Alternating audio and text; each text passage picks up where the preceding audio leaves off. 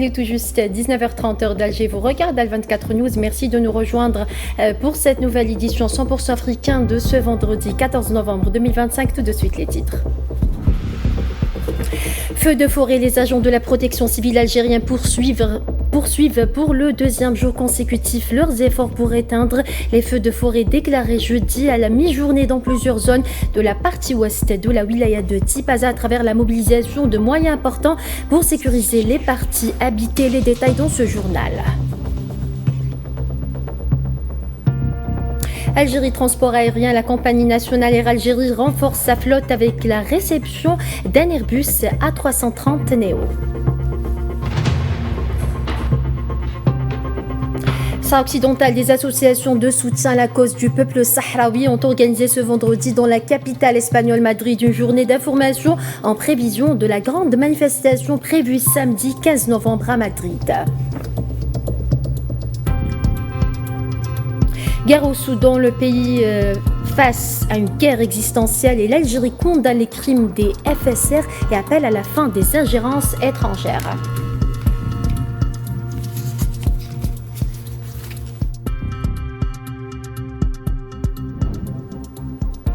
Bonsoir à tous, si vous venez de nous rejoindre en Algérie, le Premier ministre algérien Sefer Yeb s'est rendu dans la nuit de jeudi à vendredi dans la wilaya de Tipaza, suivre les opérations d'extinction des feux déclarés dans plusieurs forêts des communes dans la partie ouest de la wilaya et de s'enquérir de la prise en charge des familles dans les zones touchées. Les agents de la protection civile algérienne poursuivent pour le deuxième jour consécutif leurs efforts pour éteindre les feux de forêt à travers la mobilisation de moyens importants pour sécuriser les parties habitées.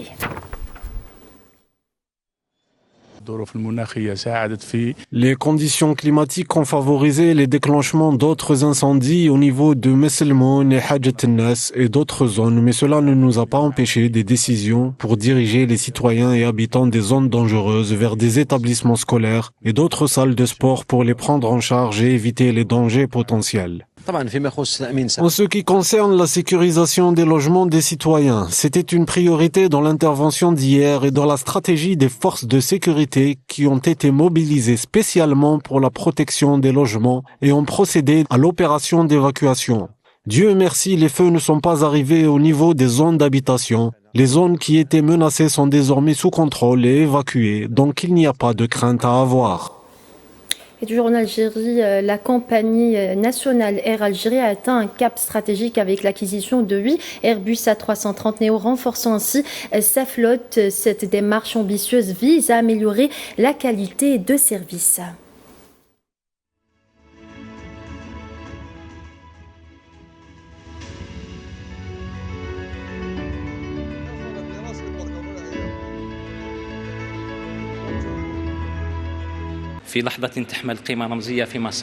À un moment symbolique de la modernisation du transport aérien, nous réceptionnons le premier Airbus A330 Neo dans le cadre du programme d'acquisition de 8 appareils. Cette étape traduit la vision ambitieuse de la compagnie et reflète la volonté inébranlable de l'Algérie de renforcer sa présence sur la scène régionale et internationale.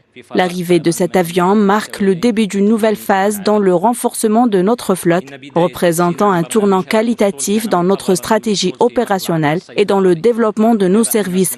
Cette évolution ouvre de nouvelles perspectives pour le développement de notre réseau et renforce la coordination de l'Algérie avec son environnement continental et international. C'est une coopération qui s'étend sur 4 décennies. Elle repose sur une confiance mutuelle et une ambition partagée. Nous nous souviendrons avec fierté que cette relation a débuté en 1984 lorsque Air Algérie a choisi Airbus comme partenaire stratégique à travers une commande d'avions gros porteurs A310. Airbus est également fier d'avoir pu compter sur un partenaire comme Air Algérie qui a contribué au développement de nouveaux modèles d'avions.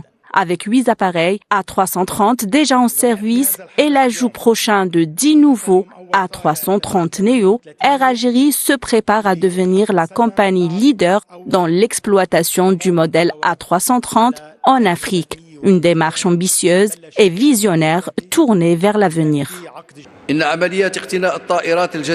L'acquisition progressive de nouveaux avions au cours des prochaines années vise à répondre à la demande croissante, tant au niveau national qu'international. Elle s'inscrit dans notre volonté d'offrir un transport aérien de qualité, capable d'accompagner les voyageurs dans les meilleures conditions. Dans ce cadre, ces démarches visent à dynamiser le trafic aérien à travers les aéroports du pays, en créant une nouvelle dynamique répondant aux aspirations des citoyens, tout en améliorant la qualité des services au sein des infrastructures aéroportuaires. Cela s'accompagne également de plusieurs projets liés aux infrastructures, notamment la modernisation de l'aéroport international d'Alger, dont les travaux avancent en vue d'une mise en service dans les plus brefs délais. Et justement, Air Algérie a franchi une étape majeure dans son plan de modernisation de la flotte. Cet appareil de dernière génération marque le début d'une nouvelle ère pour la compagnie. Commentaire Neyla Hamouda. Dans une démarche ambitieuse incarnant une nouvelle vision, Air Algérie déploie ses ailes sur le secteur du transport aérien en Afrique et au Moyen-Orient. Cette stratégie se concrétise à travers une opération de grande envergure, l'acquisition de 8 avions Airbus A330neo. Cette initiative vise à renforcer les capacités de la compagnie nationale algérienne afin de rivaliser avec les plus grandes compagnies aériennes opérant sur les lignes long courrier, lui permettant ainsi de conquérir de nouveaux marchés prometteurs tout en offrant des services de haute qualité conformes aux normes internationales. Depuis le cœur de Toulouse, bastion européen du géant Airbus, Air Algérie a entamé la réception du premier appareil dans le cadre de ce programme planifié, devenant ainsi le plus grand opérateur du modèle A330 en Afrique. De nouvelles lignes devront être ouvertes en Afrique, en Asie, en Europe et en Amérique. Ce genre d'avion est un soutien stratégique économique concernant le renforcement des voyages et le développement de d'autres voyages pour le réseau d'Air Algérie. C'est un réseau international. Le coût sera abordable avec un confort très appréciable, ce qui permettra à l'entreprise algérienne d'offrir le meilleur service aux passagers, un service que peu de concurrents peuvent égaler. Cet appareil doté d'une technologie moderne peut voler 3 heures de plus que les anciens avions. Toutes ces commodités et d'autres permettront à l'aviation algérienne de se hisser à un niveau supérieur et de concurrencer les compagnies étrangères et européennes dans ce secteur.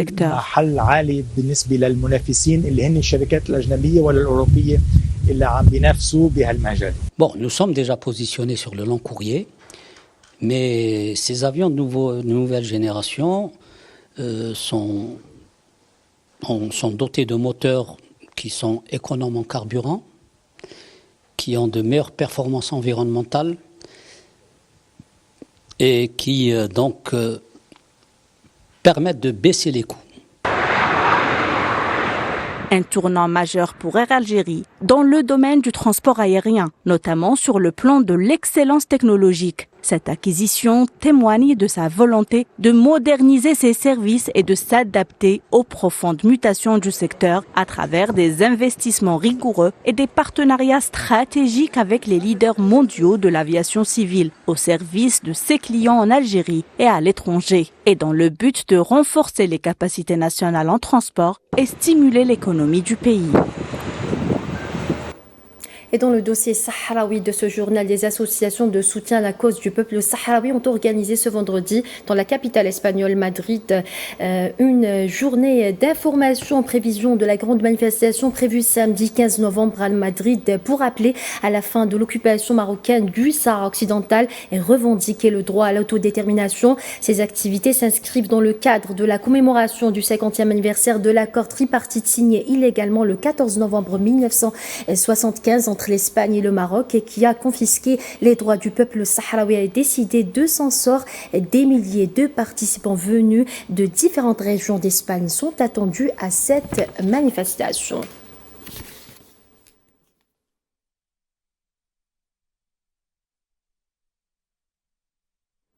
Et la militante sahraoui des droits de l'homme Khadija Bedati a déclaré que la situation des droits humains dans les villes sahraouies occupées constitue un mur de honte et d'humiliation pour le Maroc, intervenant lors d'un colloque organisé par l'université de Dresde en Allemagne sur la question sahraoui en présence de chercheurs, professeurs et étudiants allemands.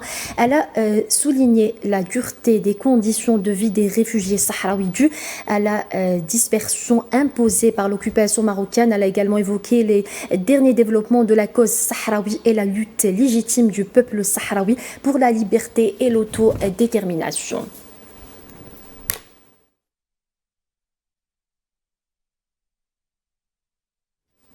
Et le Centre d'analyse du Sahara occidental a rendu public un communiqué dans lequel il dénonce la programmation d'un événement à Paris visant à faire la propagande de l'occupation des territoires sahraouis par le Maroc sous le couvert d'une activité culturelle, sous le couvert de culture, d'art et de gastronomie. Cette manifestation constitue une opération de propagande politique orchestrée par des relais du régime marocain en France visant à légitimer l'occupation militaire du Sahara occidental en violation du droit international et des décisions des Nations Unies et de la Cour de justice de l'Union européenne, alerte le centre.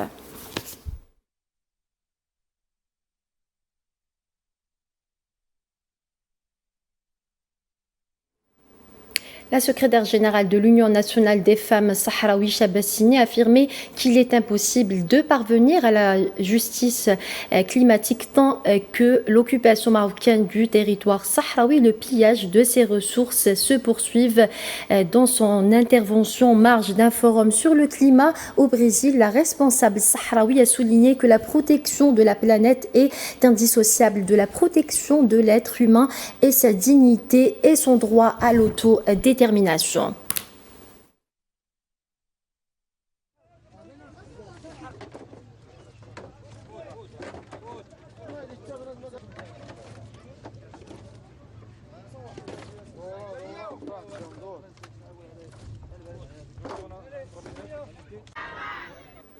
Au Maroc, la cour d'appel de Nador, dans le nord du pays, a prononcé des peines de 20 ans de prison ferme à l'encontre de jeunes issus du mouvement Génération Z. Dans un communiqué publié jeudi soir, la section locale de l'Association marocaine des droits de l'homme à Nador a exprimé sa profonde inquiétude et sa vive opposition face à ces verdicts rendus contre 4 jeunes poursuivis pour participation aux manifestations pacifiques du mouvement Génération Z. L'association a qualifié ces décisions de coups durs portés aux aspirations légitimes de la jeunesse à exprimer leurs revendications.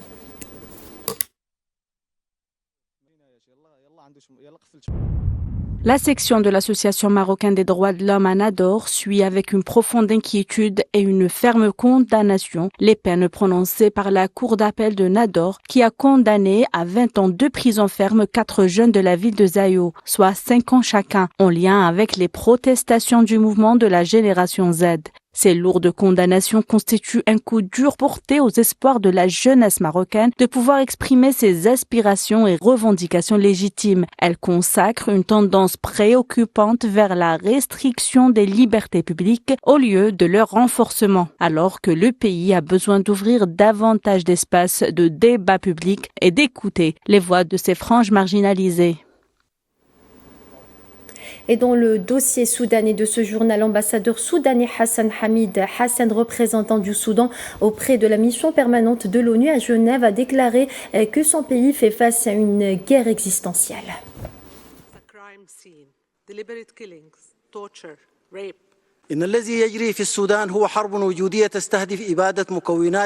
Ce qui se passe au Soudan est une guerre existentielle visant à exterminer des communautés spécifiques et à les remplacer par d'autres. Rien de moins, rien d'autre. Vous avez vu comment les meurtres d'Al-Fashir ont été et continuent d'être perpétrés sur la base de l'appartenance ethnique et même de la couleur contre des groupes de population en particulier.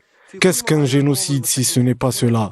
Où était cette préoccupation lorsque nous tirions la sonnette d'alarme à chaque forum des Nations Unies, ici à Genève et ailleurs, exhortant à faire pression sur les milices rebelles et l'État qui les soutient, en leur fournissant du matériel militaire avancé, des drones stratégiques et des mercenaires, y compris ceux amenés de l'étranger. Je veux dire les Émirats arabes unis. Où était cette préoccupation lorsque la milice rebelle défiait ouvertement toutes les déclarations et résolutions du Conseil de sécurité de l'ONU, y compris la résolution 2736 qui appelait la milice à lever le siège de la ville? Une grande partie d'El Fasher est maintenant une scène de crime. Depuis qu'elle est tombée aux mains des forces de soutien rapide, notre mission d'établissement des faits a interrogé des témoins et recueilli des preuves d'atrocités indicibles. Homicides délibérés, torture, viol, enlèvement contre rançon, détention arbitraire et disparition forcée, le tout à grande échelle. Une enquête approfondie est nécessaire pour dresser un tableau complet, mais ce que nous savons déjà est dévastateur. Et l'Algérie a fermement condamné les atrocités commises par les forces de soutien rapide lors de leur offensive contre El Fasher. Dans une intervention lors d'une session du Conseil des droits de l'homme à Genève consacrée à la situation des droits humains, la membre de la mission algérienne auprès des Nations Unies à Genève, Célia Alouni Arous, a dénoncé les graves violations perpétrées contre les civils dans cette ville ainsi que le soutien étranger dont bénéficient les forces de soutien rapide. Nous condamnons fermement les atrocités commises par le FSR au cours de l'attaque contre El Fasher après plus de 18 mois de siège inhumain marqué par la famine et le désespoir. Les meurtres ethniques, la torture, les exécutions sommaires, les violences sexuelles sadiques sont épouvantables. Nous sommes également choqués par les vidéos de commandeurs exhortant au viol des femmes du Darfour du Nord pour nettoyer leur lignée, et je cite, « L'utilisation du viol en tant qu'arme de guerre est absolument inacceptable. » Monsieur le Président, ceux qui aident les auteurs et les atrocités commises par le FSR, notamment en fournissant des armes et des mercenaires, sont malheureusement en train de permettre le meurtre à grande échelle du peuple soudanais. Par ailleurs, la représentante de la mission algérienne à Genève a déclaré que les ingérences étrangères sont à l'origine de l'escalade du conflit au Soudan.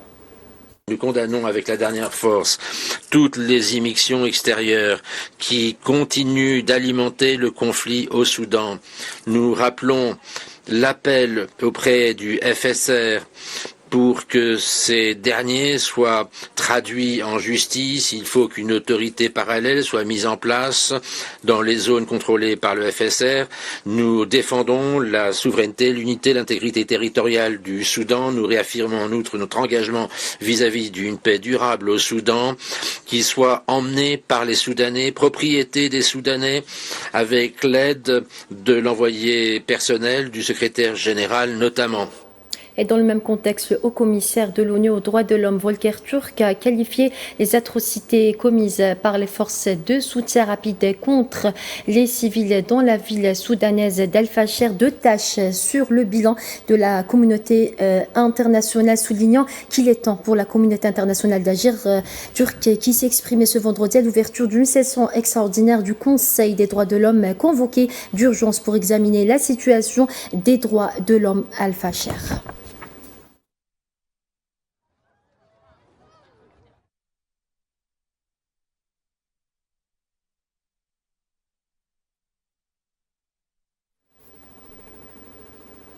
Et l'Afrique traverse actuellement sa plus grave épidémie de choléra depuis un quart de siècle, a annoncé le Centre africain de contrôle et de prévention des maladies lors d'un point de presse. On fait le point avec Mohamed Wali Benjaban.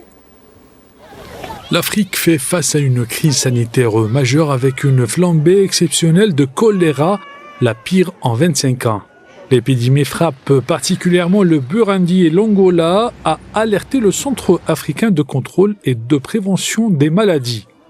Depuis le début de l'année 2025, plus de 300 000 cas de choléra ont été enregistrés à travers le continent, soit une hausse de 30% par rapport à l'année précédente. Ce regain de l'épidémie s'accompagne d'un lourd bilan humain. Plus de 7000 décès ont déjà été déplorés. Ces chiffres alarmants ont été communiqués par le directeur général de l'Africa CDC. Le choléra, une infection bactérienne grave transmise principalement par la consommation d'eau ou d'aliments contaminés, sévit actuellement dans 23 pays africains. L'accroissement de cette maladie rappelle la nécessité d'intervenir davantage dans les infrastructures de base et les campagnes de prévention pour protéger les populations vulnérables.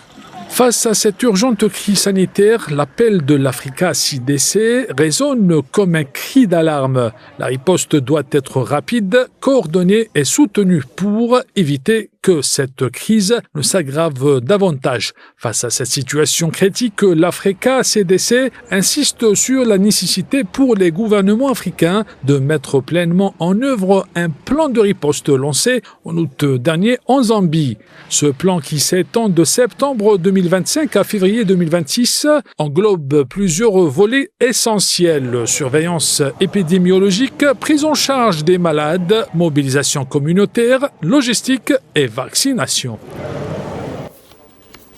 Et lors d'une conférence de presse tenue ce matin à Soweto, en Afrique du Sud, le président Cyril Ramaphosa a déclaré aux journalistes que les 160 Palestiniens arrivés la veille à l'aéroport international à bord d'un vol charter étaient en cours de prise en charge et ne seraient pas refoulés, affirmant ainsi la position de son pays en faveur des causes justes, notamment la question palestinienne.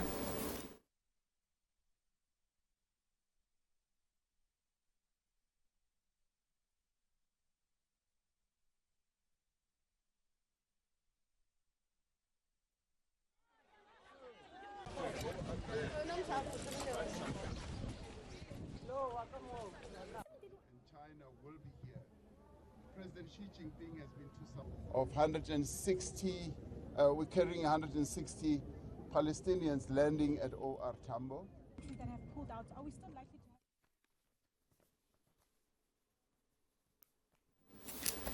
Et un mot de culture à présent, place au 7e art. Timimoun a accueilli le premier festival international du court-métrage célébrant la diversité et le renouveau du 7e art africain. La ministre de la Culture et des Arts, Malika Bendouda, a présidé jeudi soir à Timimoun la cérémonie d'ouverture de la première édition du festival international du court-métrage avec la participation de 62 films issus de 31 pays, dont 23 africains. La cérémonie d'ouverture s'est déroulée en présence de l'ambassadeur du Sénégal en Algérie, Baba Koura Ndeyaye, dont le pays est l'invité d'honneur du festival. Et pour en savoir un peu plus sur cet événement, nous avons en direct avec nous notre envoyé spécial à Timimoun, Filla Hleili. Bonsoir. Filla, quel est justement le programme de cette première soirée ?